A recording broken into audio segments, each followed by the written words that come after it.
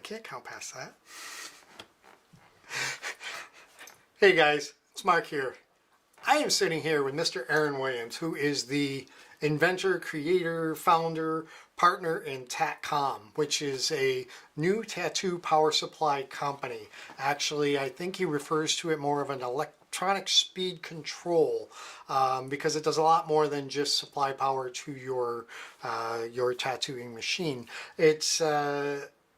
It's cool, it's innovative, and I think it's the next step in the future of tattooing, and it's going to make your job a little bit easier as long as you're willing to let it. So here's Aaron. I'm going to shut up for a minute here and let him give you the brief synopsis of the device and what it does. Thanks, Mark. So yeah, this is our electronic speed control power supply, and I guess calling it a power supply might be a little misleading because, like Mark was hinting at, it does a lot more than just supply power to your tattoo machine. It is built to run a brushed rotary machine as consistent as humanly possible. We're doing that through a few years of research into algorithms and other procedures like our calibration routine, using our calibration cartridges. Some new things that nobody's really been doing before that allow us to control these machines with an unbelievable level of precision.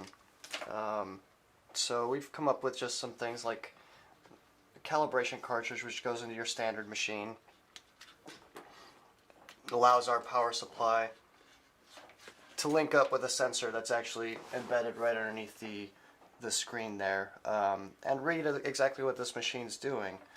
We use this information to calibrate to this machine and tune our algorithms to know exactly how much extra juice to give it when it's bogging, how much juice to take away when it's over speed, and this power supply is calculating 500 times a second exactly what to do to maintain the speed that you want out of your machine.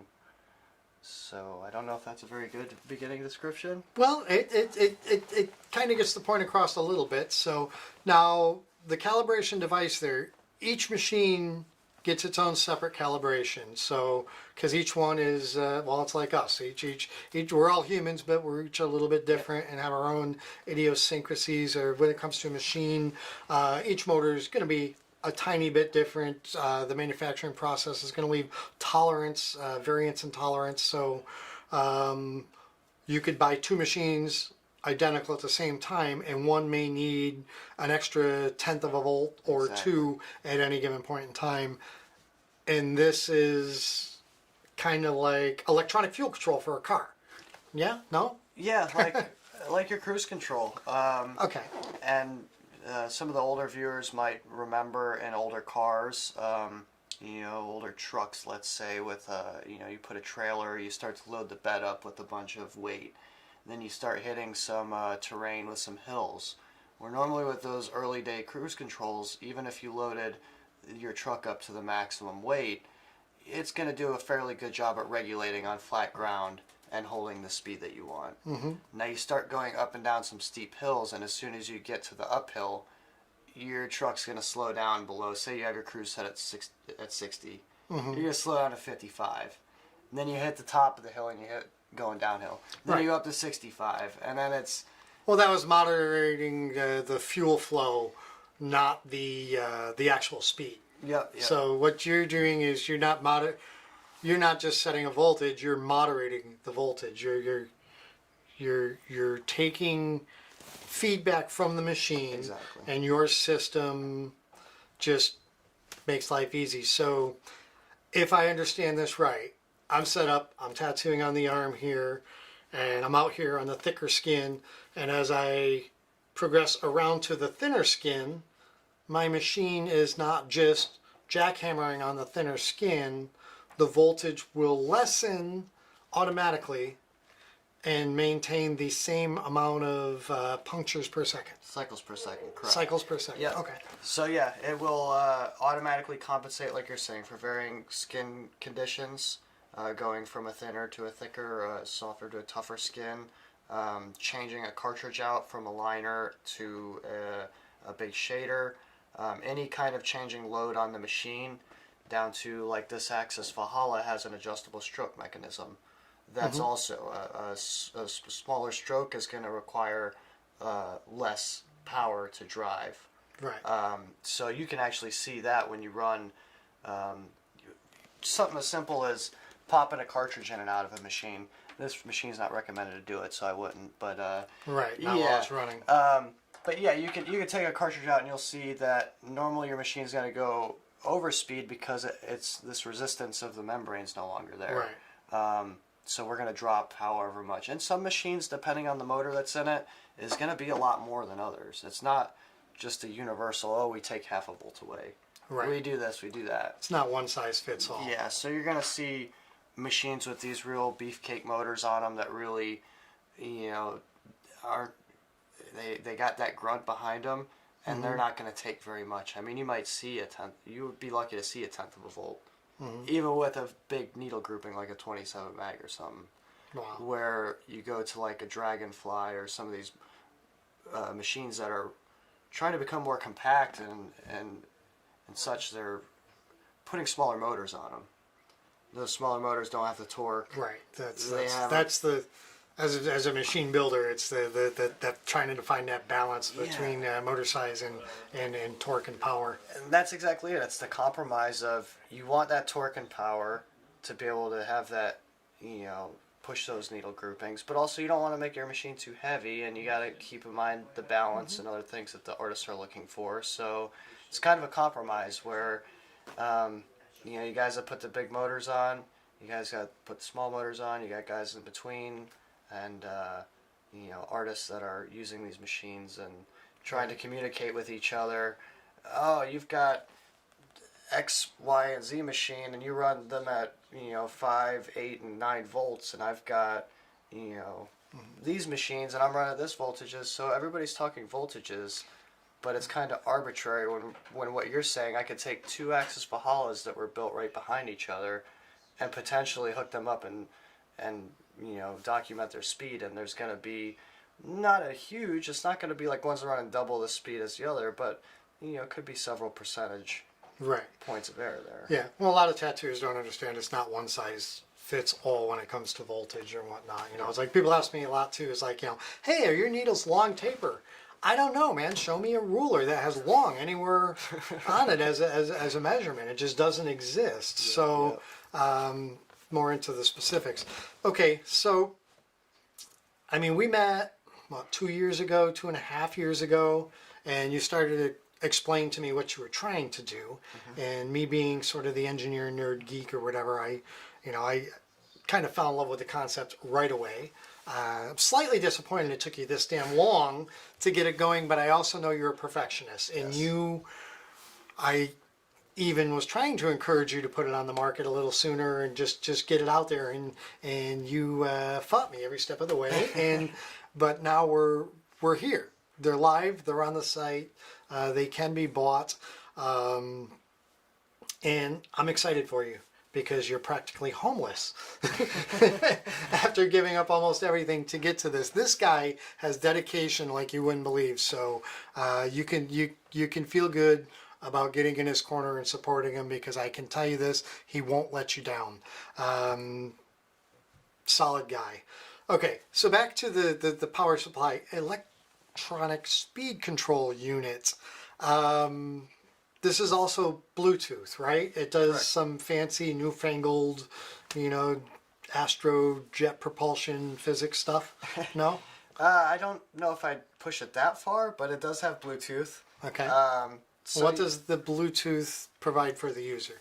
So the Bluetooth adds several features. The main being that it gives us the ability to push new firmware updates to this unit in the future. So we don't have to take units back to plug them into a programmer to potentially fix a bug. With our manufacturer specific machine calibration list. If I want to add a machine to the calibration list, I could do that through a remote software update. So it makes things a lot more maintainable for us, especially being this is a new technology. And while it has been under development for 2 years, and the core software is pretty proven. You know, there's always Nobody knows where the future takes you, so you wanna be prepared for that. Okay, and so somebody gets this, and you decide to add a new feature or firmware update or upgrade or whatever. They can just sync it with their phone or their computer if they have Bluetooth in their computer. right now, the app is only available on mobile. Okay. So Android and iOS or tablets. There isn't a PC app available right now. I've been looking into potentially, but I wouldn't hold your breath on it. That's this year. okay. More people have phones than PCs, yeah. so that's awesome. And you were talking to it Yes. earlier when you were like setting it up and updating the firmware, because this is one of the first that we got as a shipment, and there was a firmware update available for it, and he did it earlier, and he was talking to it, and I was curious about that, and like fill us in. Let me know what the capabilities are. Where does the voice acknowledgement end of it?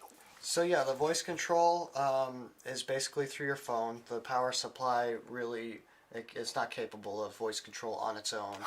Now, when you're paired with an app or with the app, you can submit voice commands to change, voltage settings or speed settings or your basic commands like that. So it is Star Trek-y. Yeah, and we've actually done it in a way where on the phone itself, you can actually touchlessly activate the machine as well. So there's a sensor in your phone. Actually, we could see if we can connect to this right now and demonstrate this. Live experiment, guys. Be prepared. You know they never go right. So as long as this guy is on, which it is. Disaster in 3, 2, 1. We'll make sure to put a cartridge in here. Okay. So we are connected now. So right. let me turn my... I don't know if this machine's in the frame or not, or...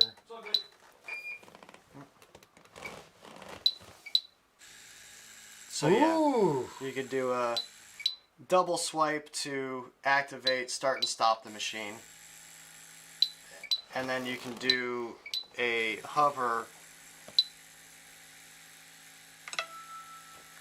set the volts, 5.3.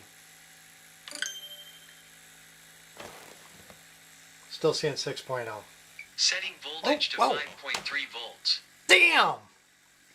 And then it's pretty smart too. So right now, calibrated as a Valhalla, and I know right now in the machine settings that it's set up that the Valhalla is set up with a maximum voltage of 14 volts. Then you can preset that in there so you don't accidentally burn up an expensive piece of equipment. One of the benefits of the manufacturer-specific calibration we have is that information is actually, if we have your machine in here, we already have the maximum voltage it's supposed to operate at. So when you calibrate it, it automatically loads that in as a safeguard. And if somebody has a machine that, let's say, you don't have preloaded, is there a custom setting or adjustment they could do? Yes, when you go and you calibrate an unknown machine, the first thing that it's going to ask you before it goes into calibration is what is the maximum operating voltage this machine is allowed for, and then during the calibration and afterwards it's going to limit to make sure that you can't go over that to damage. I'm willing to bet you 80% of the tattooers out there don't know what their maximum voltage is, so you guys need to contact your manufacturers, your machine builders, and find that out, because yeah, don't go burning up good stuff.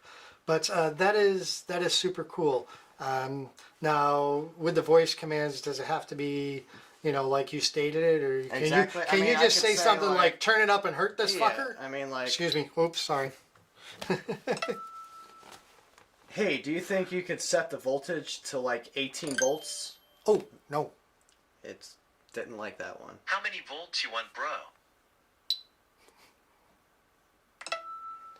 I want 19.6 volts. 19.6 is greater than the maximum permitted voltage of 14 volts. So yeah, I mean it's natural language processing, so it's not that you have to say exactly. Okay, what. that's cool. And if you notice there, that was actually I would have the responses different, like, what are you, cracked? you know? I did, and then we decided we would be kind of nice, like More professional. Are you crazy? 16 volts? Are you trying to kill somebody?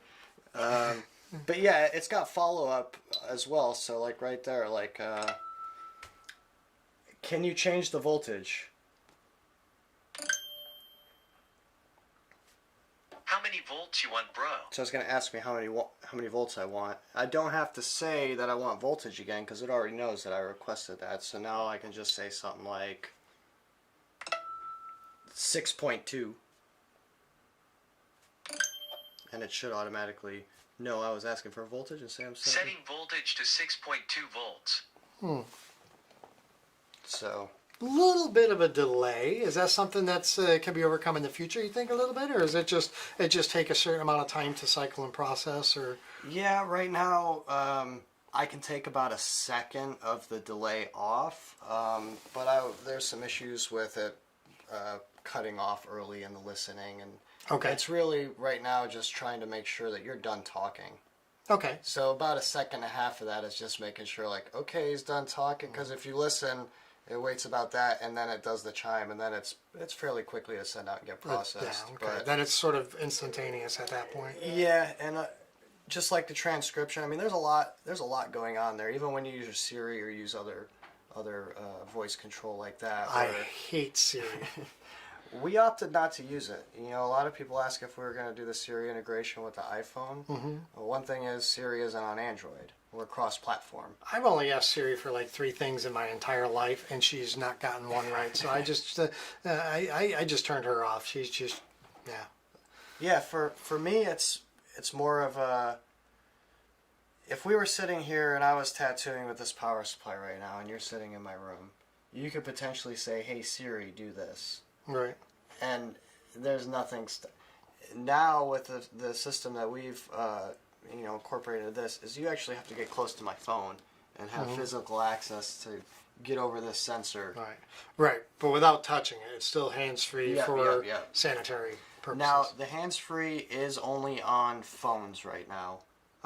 Tablets do not have the right type of sensor in them to be able to detect a wave like that. So that is something to be aware of, is that if you're a tablet-only user, that isn't going to be something. Tim Cook, get on that. Bring that shit up to date. But, sorry, my hearing aids are ringing right now because somebody's calling me. And Bluetooth, it's annoying me, so I'm going to kill that. I love that feature, but I also hate that feature. Okay. I'm trying to wrap my head around this because, like I said, I had a basic idea of what it did.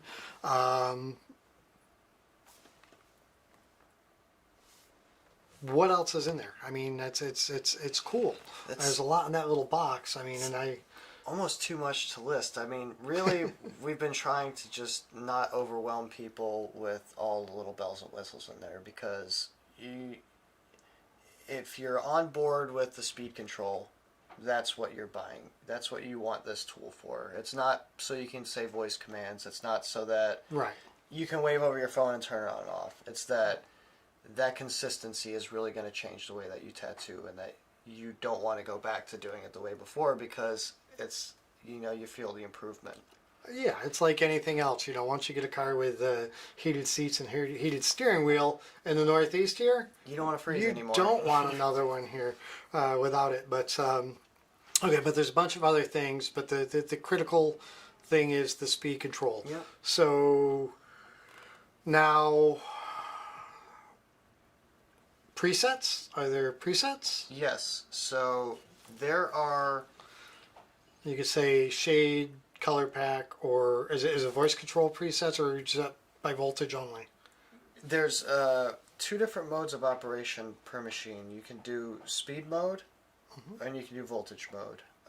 So in speed mode, I think this is still up. Right now we're in voltage, so we have 6.2 volts DC displayed large, and then the speed down here, which when you start it is actually going to be 50 hertz or so at 6.2 volts, and that's the actual speed now. So that number is fluctuating. This number is the larger number is going to be your commanded number. Okay. So that's one drives one is one is a master, one is a slave. Essentially, yeah. Okay. So now if we switch over and go back into speed mode, now we see the big numbers in hertz and the small numbers in volts. Right, because the volts are going to change in order to maintain that speed. I mean, if I reach in here and load that down, Okay, so the voltage is increasing We're at to maintain the speed. 10.3 But the speed volts. is not flinching. I mean, I mean- will that fluctuate within like one cycle up or down? Or, I mean, where does that, what tolerance is in there? I'm trying to watch that while you do that, and you can't bog that thing down. I'm nerding out right now. Now, let's see. If I set this to 10.3 volts in voltage mode, so now it's running the same speed, but Okay, so now I can see you see the the speed. hertz is dropping. So voltage mode is what we've all been doing forever and a day, and speed mode is the latest and greatest technology to hit our illustrious field. That's it. That is super cool, and yeah, I'm stoked. Now that you finally got this one on the market, now I'm going to ask you what you got coming next, because is it going to be another 3-year wait? No. So we're actually we have prototypes right now that are going out this week. So in the next several weeks, we should have our production prototypes for the wireless pedal that pairs Okay. with this. I did see that on You saw the it? site. I knew it wasn't available yet, but Well, I think that you might have seen it 2 years ago. We did have a 3D printed functional. The code has been written and all that. It's just been something we've kind of put on the back burner until we can get this 100%. But as of right now, everything is kind of there to tie up. So it's just come up with the final production design and get it out. And we're hoping to have that done. okay. Probably end of the spring, early summer. I'm curious. I'm not a foot pedal guy anymore. Once I got a power supply that was allowed me just The to button. touch on and off or whatever, because I don't know. Foot pedals are a pain in the butt. Personally, my leg, my hip, my everything. 20 plus years of sitting there with one toe cocked up in the air Slightly on a regular elevated. basis. Never realized it was so uncomfortable until I wasn't doing it anymore. So, but I know there's just tons of people that still absolutely love them and are passionate about them, and also like not the momentary, but the on and off aspect of a foot pedal. Like with my other name brand power supply that I currently use, you could set it up to where you touch the pedal to turn it on and touch the pedal to turn it off, but it was still corded. So I like that aspect of it, because then I don't need to be anywhere near my power supply with a dirty finger. Yeah. So that's nice too. So that'll be ready soon. Yeah, like I said, the software is all done. We've already had prototypes working and demonstrated them working. So it's basically just coming up with a production design right now, which we've changed from using a standard switch, I'll say. Okay. So, pretty much every pedal out there today is using some kind of micro switch or some standard, Yeah, just open close open contact. close contact. Yep. We are going into more of a sensor type than than just a plain Jane switch, Okay. which allows us to tell how far displaced the pedal Proximity sweat sensors. is. Something like that. Ooh, throttles. So right now we're sticking very, very simple with that concept, and we've kind of created the light press and hard press with the pedal. So with a hard press, if you press the pedal all the way down, it's going to get you a normal machine activation. If your pedal maintain is switched to on, like you were describing, you push the pedal down, you let it go, and your machine's going to run until you do that and switch it off again. If your pedal maintain is set to off, you have to press and hold the pedal for as long as you want to run it. I don't even have one yet. Can I make a product recommendation? Sure. What about a sequence? Like sort of something like 1 click is lining, 2 clicks is color packing, 3 clicks is shading. So sort of like a voltage control. How about But we do one better on oh, you're that? already ahead of me on this, Yeah. huh? So Make me look like a fool live in front of kind my of computer. the same thing as you can activate through the phone through the Bluetooth. So you can do a double swipe to turn the machine on and off, and then you can hold and say a voice command. You get the same functionality out of the pedal. So not only can you turn the machine on and off, you can do a light press for 3 seconds, and if the app is connected, it's going to start listening for a voice command. So your phone can be sitting way over yonder. You don't have to be anywhere near it. You can be tattooing. Just tap your pedal for a couple seconds and shout in the direction of your phone and get that voltage that you want or that preset that you want, or without having to remember any press and hold or this and that. All right. Well, you already gave it some thought. Cool. Awesome. That's why, I have great admiration for you because I know, well, one, you're a total freaking nerd and a perfectionist, which are two things that I really do appreciate in other entrepreneurs is the drive, the I won't even say desire, the need to succeed. I mean, that is awesome. So, anything else you want to tell us about this? Show the little swivel giggy thing, stuff like this. I mean, this is your moment to give people a basic introduction of the key features of your fine product. So we'll get back onto the presets that you were asking about, because I don't think we ever got into that. Yeah. So yeah, you get 5. You can save up to 5 machines in here. We call them machine banks. Okay. So that's actually a calibration bank. So you can calibrate 5 individual machines and save them into the menu here. Each calibration bank actually has its own presets and settings. So every time you exit back to the main screen, your set points in both voltage and speed mode and the subsequent 5 presets that you get in each of those is each specific to each bank. Okay. So it's I'm following along. yeah, I wish I had another machine here, but we'll say like this Valhalla is in bank 1, and if you look, you can see that we have Valhalla in bank 1, and we have empty banks in all the rest of them because this power supply is brand new and hasn't been set up. So let's say I wanted to come in here and set up, whatever machine I grab here, Inkjet Flight Nano, and then I can run the calibration, and if it succeeds, that machine would now be set up in bank 2. So I could have my Injecta set to run at 80 hertz and my Valhalla set to run at 90 hertz and have a different set of presets for each one of them because I might use them for different things. Right. So it's very... Voice command gets you to swap between machine to machine too, or is that just mostly for voltage or speed control? I could do some voice commands in there. I hadn't right now. Right before we launched, I had just pushed an update. Actually, I think it was shortly after the launch was or the app was live. I pushed an update that now allows you to calibrate. So you can run a machine calibration, and you can do all this. We call it port mapping. Mm-hmm. Is you have 5 machine banks that you can calibrate and store, but you also have 2 outputs. Right. So you have to have a way to take those 5 and map it to the 2 and be able to say, I want to take machine number 5 and put it on output port number 1 or vice versa and manage that. So you can do that both through this unit. That's the other nice thing is that we have taken a lot of time to design this so that the app is not a requirement. Right. Okay. You can do all that stuff through the power supply without first. getting without near the your app. phone. Okay. Yep.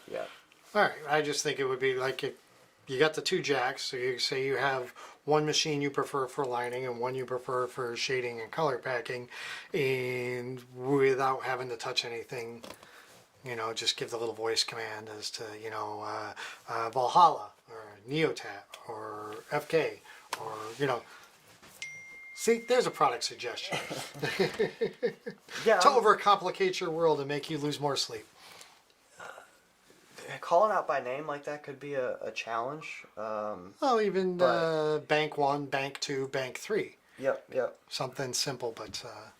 Yeah, I had, before our first version was a single output. We got a lot of people requesting, hey man, it'd be really nice to be able to drive 2 machines on it, because we had 2 1/4-inch ports on the actual hardware. It was just one was for a pedal and one was for a machine. So that's last several months before we launched. There was really a push to get that wrapped up and have a dual output. You can't drive 2 machines at the same time. It's not That's tailored, a good thing. not tailored to hey, here's one power supply for 2 artists. Right. But you can easily calibrate and swap between multiple machines. So if you're using Without grabbing cords and swapping exactly. and bloody contamination. Yep. Okay. So, any other features that you haven't discussed yet, or We could touch on some security stuff. security stuff? That brings up an idea or question or whatever. The Bluetooth thing. I know it's all pretty. You have to have it all really secure and stuff like this, or whatever, too. But like, say you're in a big convention hall. How many simultaneous signals can be going out there at once without the potential of interference from somebody else? As many as you could fit in the building. Okay, adequate answer.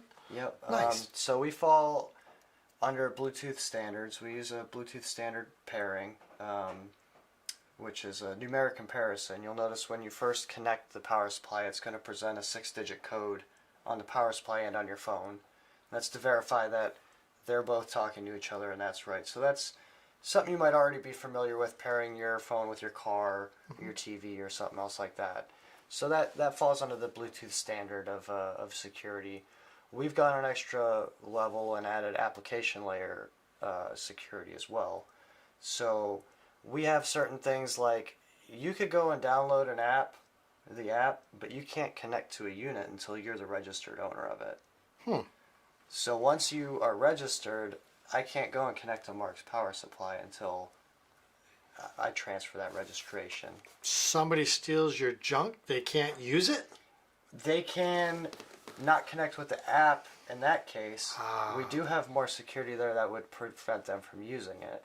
And that's... I like that idea. I just love to screw with thieves. So yeah, if you go in the menu to the lock screen, we actually will let you set a 6-digit PIN. Nice. So the 6-digit PIN will, as soon as you remove power and plug it back in, you'll be prompted to enter the PIN before it will unlock. You get five attempts to unlock the device. If you fail, then it goes into a permanent lock where it's going to generate a code that you will have to supply to us, and we can generate that code. But you're not going to give out the code until you know you're dealing with the registered user. Awesome. But you don't have to contact us, because if you're the registered user, you just go on the website and enter that code in your... Okay, so you don't have to wait till 9 a.m. Monday morning to use your And it's stuff gonna say, again. okay, he's registered, he owns it, go ahead and unlock it. Okay. Yep. So, Awesome. So each one of these is serial numbered, pass-coded, super secure. No purpose in the world for a thief to steal it. That's awesome. And like you said with the convention, we consider this a medical device. It's doing a procedure, when somebody's tattooing a client, and the possibility for somebody to get in there and maliciously connect at a convention. Say a disgruntled employee comes outside a shop and knows somebody's got it, downloads the app and says, I'm going to jack their voltage to 16 volts, the maximum output, when they're in the middle of a line. I don't know anybody would do anything like that. I mean, I don't really know anybody that would do anything like that either, but so yeah, that was something we didn't take very lightly in the development of this, and trying to make sure that we had all those bases covered to where there's been plenty of companies that have developed wireless tools before. I'll use an example of Fender released a guitar amp. Luckily, the exploit was never, it wasn't anything like this would have been that could have potentially hurt somebody. But basically their amplifiers, their new Bluetooth amplifiers, this is several years back, but didn't have any way to check or to authorize who was connecting. So the potential, let's say, Mark's up on stage playing guitar at the gig and just railing his solo, and then I'm sitting in the crowd and I'm like, man, I'm really jealous of how good Mark is on the guitar, so I'm just gonna go and play. Start playing Dolly Parton or some shit. You can basically hijack their amp and play whatever you wanted over it with That sounds like fun. So it wasn't anything that got really exploited, but it was uncovered by some security researchers, or so. There's always going to be hackers trying to find their way around things. I would like to think nobody's out there trying to hack tattoo power supplies, but it's. I mean, you would like to think that nobody's out there trying to hack baby monitors and security cameras and all So- that, but.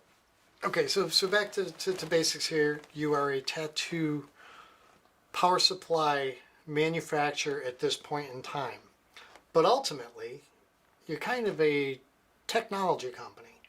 So I mean, yes, this performs a physical task and provides a service for tattooers, but I don't think you're going to stop there.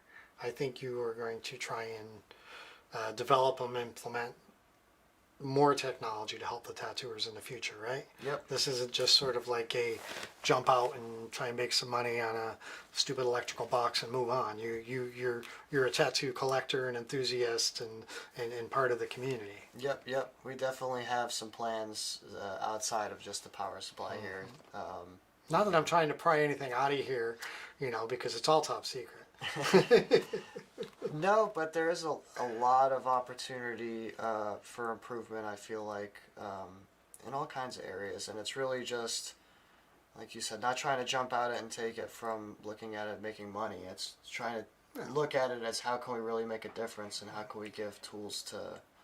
I mean, if you do that, the value will come from it. Yeah, we touched on that earlier on the drive from the airport and stuff like this, where it's like anything you do that's driven by monetary gain is almost always destined to fail. I mean, if you're just putting the right foot forward and truly trying to solve a problem or make something easier and more convenient for others in any given field, you're going to be rewarded. I mean, that's just, and not that that's the goal for doing it. You're providing a service, you're providing something, and philosophically, it's just, that's the way I think. That's the way I have to think. I can make an awful lot more money, even within this industry, just by selling out to anybody, everybody, all that or whatever. Money's, I like money just as much as the next guy, but I also like to be able to sleep at night. My conscience, which I never had until my wife, but now that I have a conscience, I like to keep it at peace. So awesome. I'm glad that you have a bunch of cool stuff in the works.